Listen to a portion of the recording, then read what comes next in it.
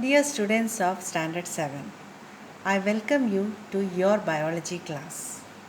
Now, as we listen to this class, if you have any doubt, please don't hesitate to ask.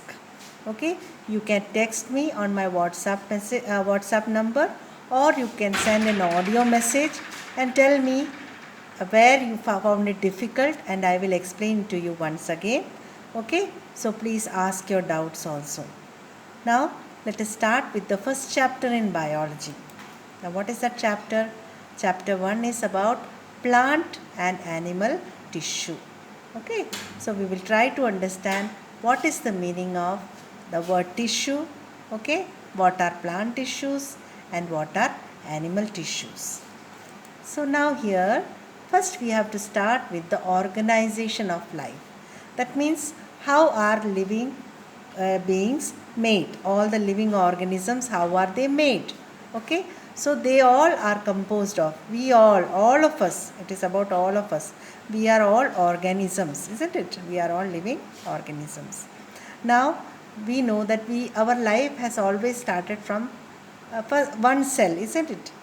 That one cell is the smallest unit that can carry out life's activities. So our life started from one cell. Okay, so this is the smallest unit. Just like when you look at a wall, and if somebody asks you what is this wall made up of, you will say it is made up of bricks, isn't it? So same way, the cells, they multiply and form the tissues. So many cells, then a group of cells which perform a similar function, they form what is called as tissues. Okay, so just like in your class we have students of your age, they are all grouped together and their function is to study whatever is written in the textbook in your class, isn't it? So you form a group. Same way, some cells who perform which have the specific features for performing a function, for doing a work, they all join together, and that group is called as tissue. So you have muscular tissue, okay, nervous tissue.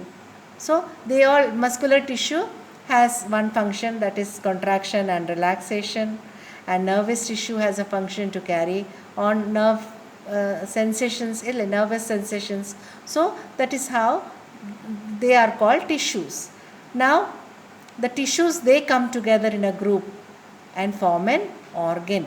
Okay, so we have many organs in our body like heart, liver, lungs. So these organs are formed by the tissues.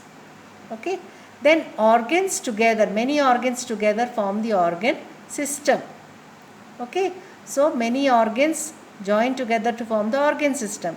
So you have studied many organ systems also in your lower classes, like digestive system, circulatory system, skeletal system. So skeletal system is made up of so many bones, isn't it? So organs, they come together to form an organ system.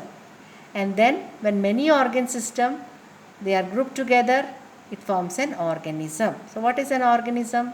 We all come under this category, like human beings or monkeys or rabbits. They are all organisms. So if we try to find out what we have in our body, we have many organ systems, and in that organ systems there are many organs. In that organ there are many tissues, and in that tissues there are many cells. Okay, so cell is the smallest unit, and as you go on grouping and grouping, we come to the organism. So I hope you have understood this.